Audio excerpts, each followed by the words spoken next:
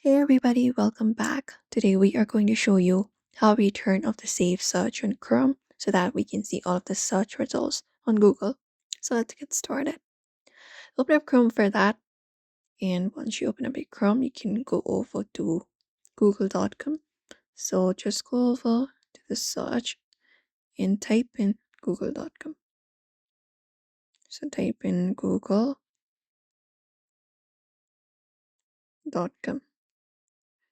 and hit enter. When you hit enter, you will be taken to the google.com site. So you can just go ahead and access your settings in the bottom right.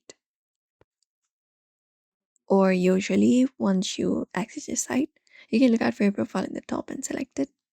And once you select it, a menu pops up. You can select the option of save search directly from there. After you find save search, you just need to turn it on. So Google may ask you to log in if you're not signed in, and you can look out for filters to turn it on. So if you want to filter, you can select the option of filter, and it helps filter out explicit images, text, and links. Similarly, if you select the option of blur, it will help you blur explicit images, but explicit text and links may show. So you can just go over and do so. But if you want to go ahead and turn it off, what we need to do is select this option of show all relevant results even if they're explicit. And that way, the save search mode will be turned off. Usually to turn it on, we select the option of filter and blur. But if you want to turn it off, you can select the option of off, and that should probably turn off the save search. And then you can just go over and see the full search results and explore more freely.